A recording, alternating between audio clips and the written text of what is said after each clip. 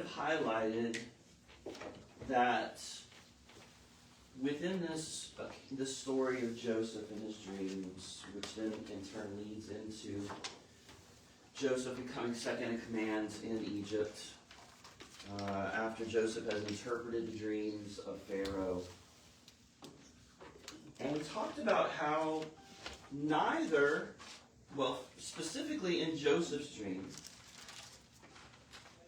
there is no clear interpretation of what it means, of what they should do based on this dream. Just as there was no clear interpretation of Pharaoh's dream. Daniel was able to say, this is what it means. So, you have the interpretation of what it means, but now what? Now what? What do we do based on this information that I have now? The same for Joseph's dream. The dreams that he tells his brothers, which lead to him being thrown in the pit. Back to those de-escalation classes that might be needed for brothers. But there's no clear, okay, now I have this information. This information, here it is. What do I do with it? And we fast forward from his dream to now, because right then, not only to his brothers, but also to his dad, those dreams were interpreted in a particular way. They were interpreted as, you're going to have power over us. We're going to have to bow down to you. Who do you think you are?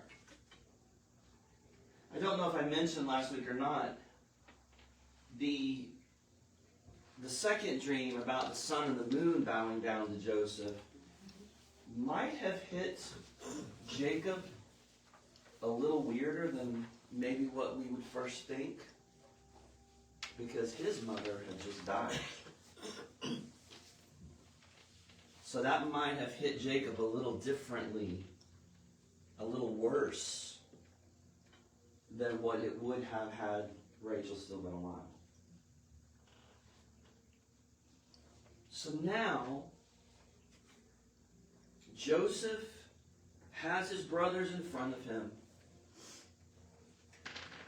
The scripture says that he remembered his dream. And he realizes, I'm in it. I'm in the dream. It's happening right now. The thing that I dreamt about, the thing that God predicted,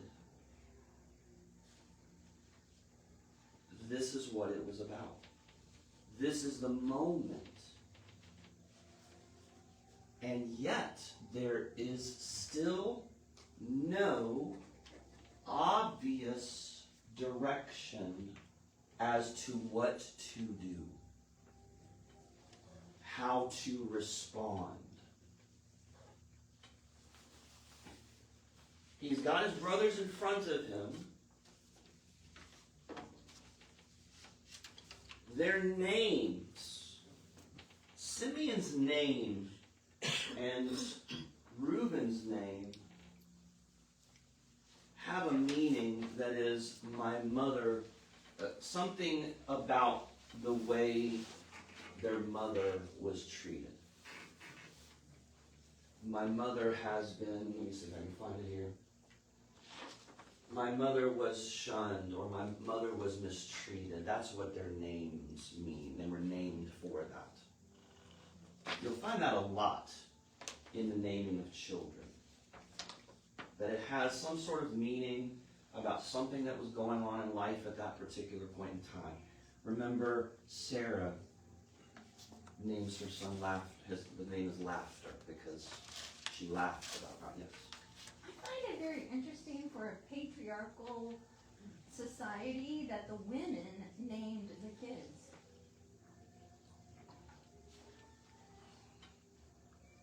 Well, they're the ones bearing it. True. They gotta get And the some father sort of- probably wasn't around during the bearing. Probably not. Yeah.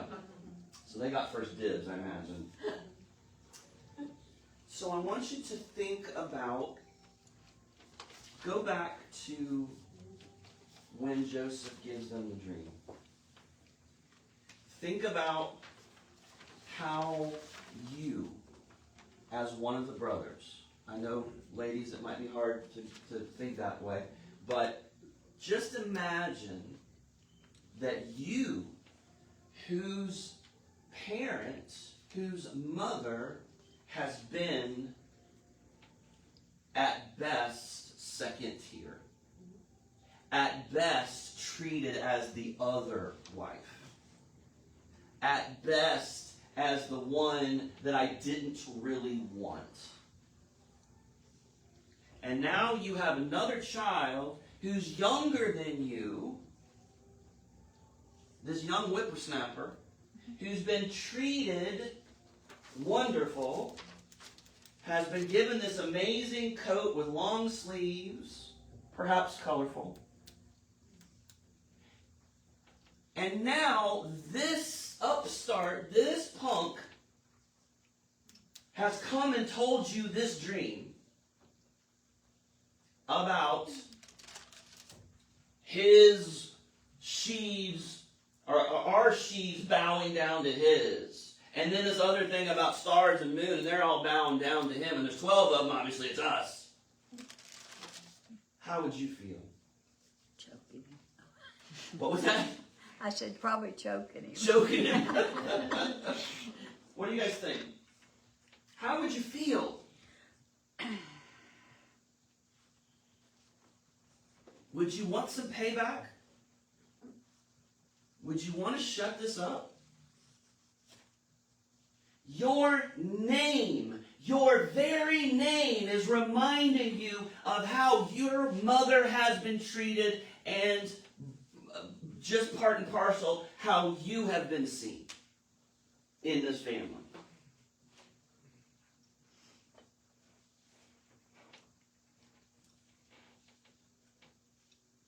But they and you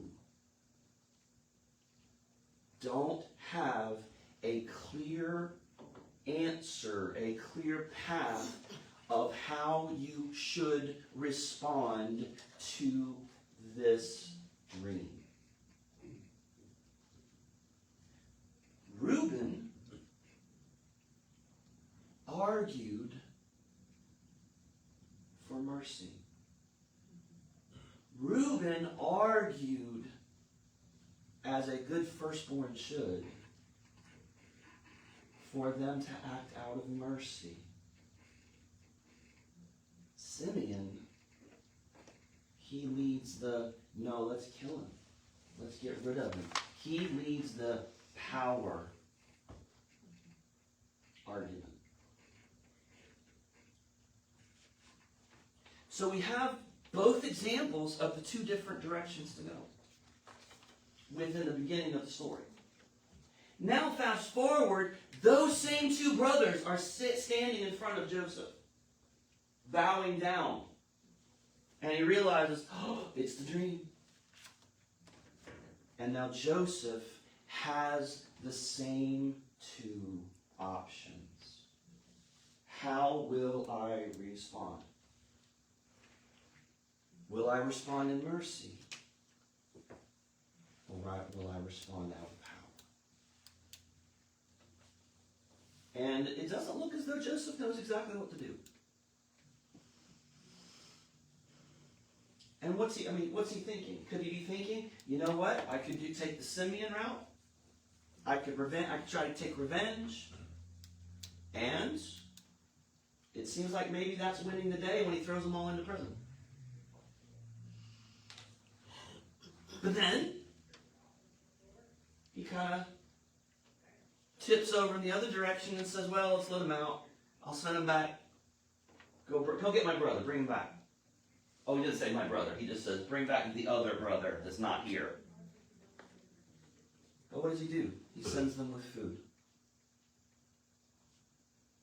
No matter what else He sent them with food.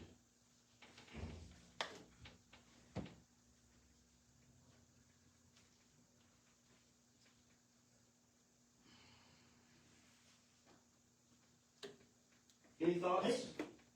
Bless you. Any thoughts at this point? There's more than two options. There's always more options. Don't settle for going one way or the other. Think. Look for what the Lord would want you to do, not what you feel like doing. Well, I think I think the point of the stories is that between vengeance and mercy, there is only one of those things that lines up with what the Lord would want us to do. You're supposed to be merciful. If those are my two options, Your mercy.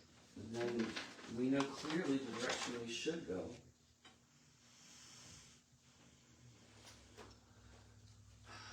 All right. I think sometimes that you really have to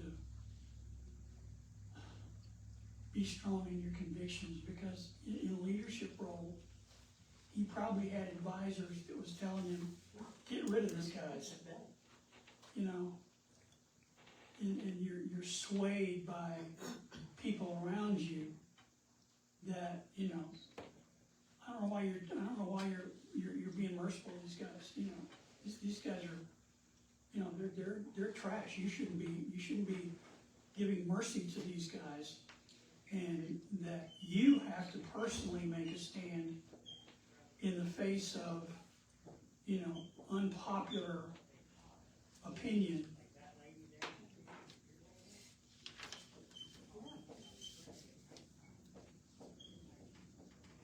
And it's how you do it too. How do you express that? You don't have to be rolling heads off. You don't have to do that. Oh no. And you don't have to be sucking up to people either. Begging them. There's got to be a little bit. So I've only got 15 minutes left. This is a huge old thing. So I want to ask, what did Egypt do with Joseph's leading when there was going to be a drought, a famine upcoming? So Joseph interprets Pharaoh's dream. He says, listen, this is what it means. It means you're about to have 7 years of overabundance, of, probably didn't say it this way at that time, but I would right now, of the blessings of produce from God coming in. And then there's going to be 7 years where famine is going to hit and there's going to be nothing. That's what the dream means. Joseph doesn't seem to hesitate and immediately says, here's what you need to do. Let me tell you what you should do based on that information. You need to conserve. You need to save up. You need to bake stuff up. Hold on to that stuff that you're being blessed with for those 7 years, so that in the next 7, not only will Egypt survive, but you'll end up being able to help others survive. At least that's what it ends up becoming. So Egypt easily, without that, could have leaned into this. Could have easily leaned into holding all for itself, not doing anything for anybody around them, holding on to it, demanding when people come to say, okay, how much money do you actually make? Because if you can't bring me your receipts of what you're making, then you don't get anything. But they don't. Through Joseph's leading, Egypt becomes a blessing to those around them, to the poor and hungry around them, to the starving around them. They leaned into mercy. Perhaps not love, but at least mercy. Now, this does not last, because we read, actually from estimates that I've been reading, it's actually about 215 years later, there is a Pharaoh that comes to power. Actually, it's not even that long. There is a Pharaoh that comes to power who does not know Joseph. And now the Hebrew people, they do not become Jews until after the exile. The Hebrew people are now enslaved. And now Egypt is leaning into this.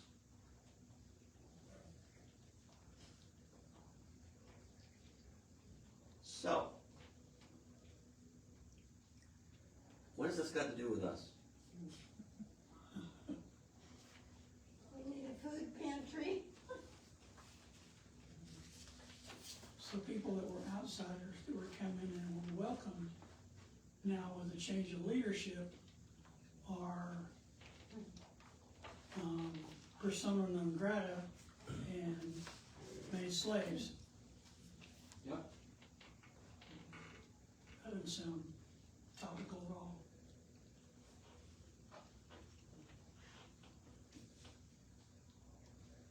So, if we're just going to talk about topics, not about people, just about a topic.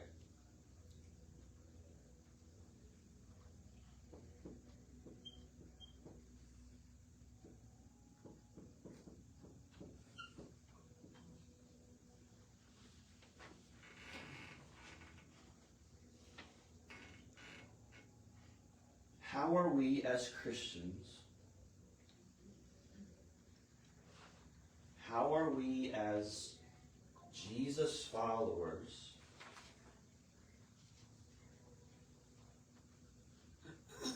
to talk, think, advocate about this topic?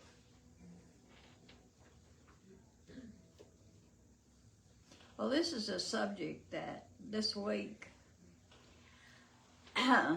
that I'm not political in any way. I do not lean toward any party, and don't get me wrong. But what I'm seeing is we have two political parties in power that are fighting, and what they're doing is what's happening to the food programs in this country right now. They're playing a game at our expense, as a taxpayer's expense. And it is not right. I mean, I don't care what you are, it is not right. And I have a hard time keeping my anger down to even think about it. But power is a powerful thing, as we all know. But when you use power and people are suffering because of that power, the American people need to stand up to this and do whatever they need to do to get these Washington to do something. I mean, people should not suffer because of this. And they are going to suffer because there are a lot of people that there were people that are already hungry before that didn't have enough. And now you hear of layoffs, you hear of all this other stuff going on. I mean, it is just going to be utter chaos if something's not done. I know that's one of the reasons we're starting back with the food pantry. There is so much need, and it's just not even the poor people, the ones that are middle class, they've seen that they're losing their job, and when they do come to the food pantry, they come humble. Sometimes they're not really ashamed, but they have to reach out, and they've never done that before. So it's good that we're having a food pantry, and we'll be working with another church here in town, and it's just a combination of love and the effort of taking care of people. Because you can be in that shape and not know it. So that's all I'm gonna say. Harry, I don't know what's the form for this, but I live in Donaldson. I was driving up Donaldson Pike, and there's a Captain D's on the corner. And I was driving there, and I was at the red light, and I looked over to no, it's Kentucky Fried Chicken, sorry. Well, that's an important piece of that story, Yeah, I so. know. I know. But there was a bunch of guys in military outfits. I mean, not just police. I'm talking about full out commandos. And I wondered, what in the world? And then I saw an old couple. Now they were Latino, but they were an old couple. They were sitting on the curb with the plastic ties around behind their back. And I'm thinking, oh man, they had to just caught drug dealers, right? In their 70s. And I thought, what are we doing? I object to the fact you said they were old. Well, I'm just saying that, I mean, if you looked over there and saw them, if they were like, They weren't youngins. yeah, but, I mean, weren't we all undocumented when we first came over here? Except some of us came by the rule. I heard something on the way in this morning, I think it was on NPR, and they mentioned the fact that we have a rapidly aging population, the baby boomers are geriatrics, and we're going to need more long-term care professionals. And they pointed out that 1/3 of all the long-term care professionals in America today are immigrants. So I want to get back, yes, this all is within this. I want to get back to the poor and hungry for just a minute. Let me add, did you know that over half of the people that we have deported were Christians? But back to the poor and hungry.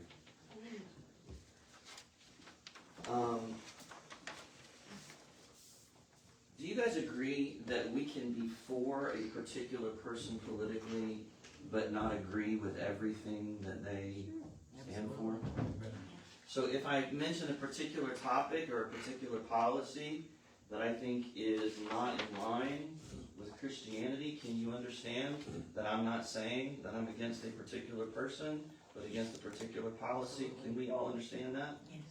Okay.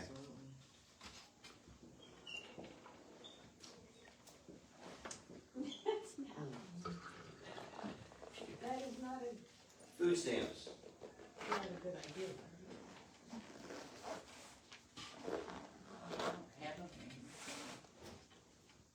Well, there is about, trying to remember the number, around $300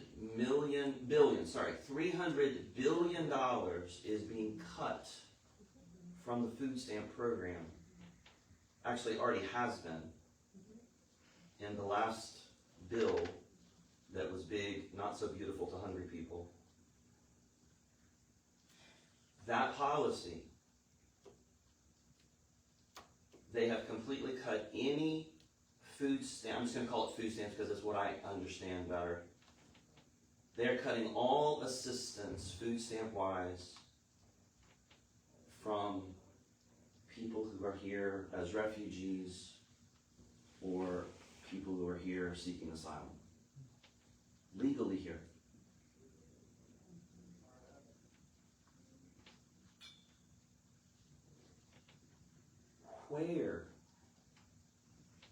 Where does that line up with what we understand to be the call of Christians to not only yourselves, but in everything you do to advocate that your community, your state, your country, to act in ways that are loving, that are just. And just, remember, just doesn't mean someone's done something wrong and they need to pay for it. It is that I'm living in a way that balances the scales to where I'm willing to pay literally if I make $70,000, the SNAP program costs me $36. And am I unwilling to pay $36 to help feed millions upon millions of people? And I can't tell you, I've posted about this, about our responsibility, and I'm so brokenhearted that so many people that are Christians have come onto my Facebook page and argued that it's not our job, it's not the government's job, that the Bible says that, not everybody should be helped because if they can't work, they can't eat. Or if they don't work, they won't eat. I think a lot of people are looking at, there's all these people posting, if I don't get my food stamps, I'm going to steal, I'm going to do this. They're unhealthy, they're taking advantage of it. Government, I don't believe, yes, absolutely. I have no problem taking money out of my check to help anybody. I don't want to see anybody go hungry. But I think for a lot of people, it's their way of life. They have no intention of working. And so that's what I have a problem with. There's many, many people that are taking advantage of it. Now, my mom raised 4 of us by herself. We didn't have anything. She couldn't get food stamps because, I'm sorry to say this, we were the wrong color at the time. We couldn't get them. We did go hungry a lot. There was no government assistance. So I'm totally on board with you, but there's so many people that take advantage, and I can't, I know mercy and love, but that's stealing from somebody else. So if you're bragging that if you don't keep getting your SNAP and your Section 8 and your this and that, when you are an able-bodied person and you haven't worked in 15 years and you're only still 30, 40 years old, and you're going to take benefits that really you don't deserve in a way. And I hate to say it like that, but in that sense, if a man shouldn't work, then he shouldn't eat. That is biblical. Well, but to strip this away with what they're doing, I agree. It makes me sick because if you're going to do that, you got to go through each individual case. You can't just lump everybody in one category.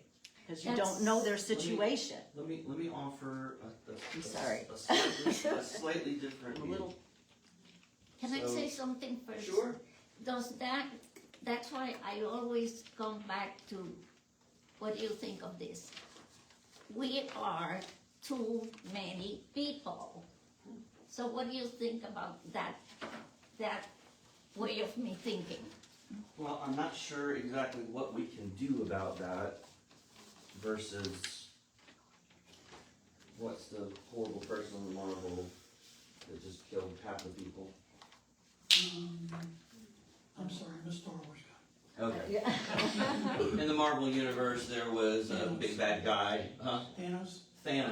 who says, I'm going to fix everything, snaps his fingers, and half of all beings die because there's overpopulation.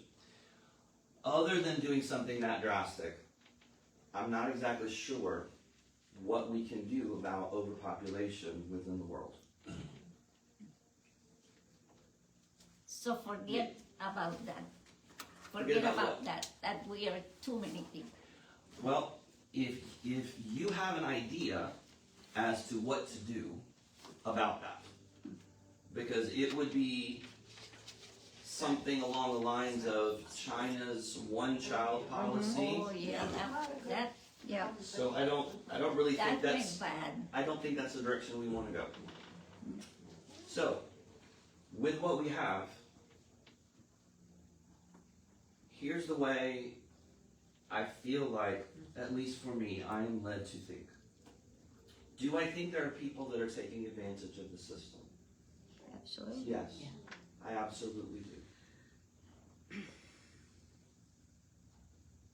Do I want my frustration about that person taking advantage to color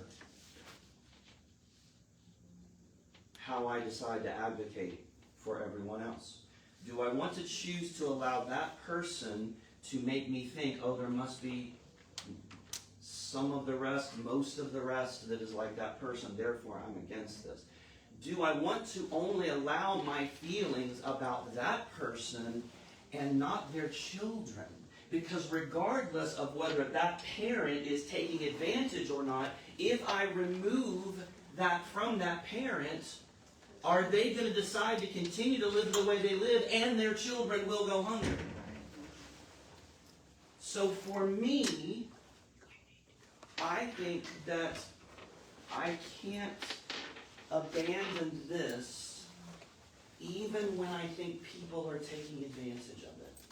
Jesus doesn't tell It's me, Jesus doesn't tell me, feed, when you do it for the least of these, when you go and feed people, do it unless you feel like they're taking advantage of it. Do it unless you feel like they're doing this. It's just But don't annoying you when, think? It's absolutely annoying. it's annoying when they threaten to commit crimes when they're not. No. It's just, I absolutely agree. I absolutely agree. I mean, we don't just say, because I don't get my way, I'm gonna, I'm Right. gonna go destroy somebody else's We property. don't say that's right. We don't say, listen, yeah, absolutely, but that's a legitimate thing. We don't say that. We say, no. No, that's not right. Don't And you we're think that's trying. on them, I'm sorry? If they committed crimes? that and going hungry if they're willing and able to go to work Should they? Yes, Yeah. of course they should. and But but them not doing that shouldn't deter me or make me lean out of this into this. I mean they're But the country right now is. But the country Yes. has, as an example, Yeah. you've got the food pantries that have been going on for years and Sure. years. Sure. You've got a lot of organizations that do outreach. Right? Then you've got the neighbors who do the cooking. Maybe they got the stuff from the outreach, but they're doing cooking and they're feeding their neighbors. Sure. They're uplifting what they can. What they And can. that's individual. Each person Yes. just needs to remember the mercy and the love, do what you can. And I really think that a huge number of Americans do this automatically. Yes. We're donating, we're giving ourselves, our time, and we're also, most importantly, giving the most important things, whether it's education. You take somebody aside and you're tutoring or you're teaching or you're demonstrating the good stuff, the education, the music, whatever. And that's all uplifting. But this, what you're talking about today, is political, and it is about how the government is shut down right now. But overall, Americans are good people. They're based on Christianity and Judaism. Right. We are good, and we are there for our fellow all over. It's not limited to a town or a state. We're limited only by our imagination. So, We're better than the topic of the subject. I'm not, yes, and I We're don't, uplifting. I don't think that saying that we can do better does not mean that we're not good. Well, I think we see it. Yeah, We we all can. see this, and Sure. we're all frustrated. Right. And so what I'm asking is, should we as Christians be advocating for more of this and less of that when it comes to the poor and the hungry? That's what I'm asking. So, all right. I knew we weren't going to get it all in that time. Do you know how much there could be 10 seniors Yep. apply for food stamps? Yep. Do you know how much they get? I know that the average amount for a month, I believe right now, is around $177. $16 For a month? a month. Okay. Are they getting any No. other assistance at all? No. Well, I would say that's not right either. You know, they said I had to take them. I said, no, I do not have to take them. And I don't care what you do with them. Yeah. Well, again, it's about, are we willing to look at people and say, I am willing to lean into mercy when it comes to how we deal with the poor and the hungry. But don't we do that normally? I'm saying that is our basic instinct in the USA. That's not the way the charitable. That's not the way the arguments are going right now. That's media. That's No. garbage. When you talk to individual people, I believe, talk to individual people in the U.S., basic citizens, we have long believed and upheld our Christian values. But we look at people and we decide, I don't care what color you are, I don't care where you're from or how you speak or your accent. That doesn't even come into the concept when I'm talking to you. You're just another person. You're equal. You're my equal. I think most of us feel that you're my equal. But it's what you do that alters that. Right. Well, You have different set of rules. You feel like you don't have rules, or I'll just say that my experience this past week with the people that have come on to talk to me has not been that that is the way that people see it. I think they've lost maybe their track. And yes, they have lost their Their track track. of this over that, which is why I'm talking about it. Well, you would see more of it than I would. I'm just on a very minimized local level, doing my thing, trying to make people happy, trying to feed them, whatever. All right, let's pray before I get in trouble for getting you guys late, Yeah. church. Father, thank you so much for who you are. Help to continue to transform our minds and our hearts to be more concerned about mercy than power to hold on to our rights. Mercy to be willing to lay down for those who are in need. And as you transform us to look more and more like Jesus, who laid down his rights of his divine advantages for us, help us to emulate that willingness. In Jesus' name. Amen.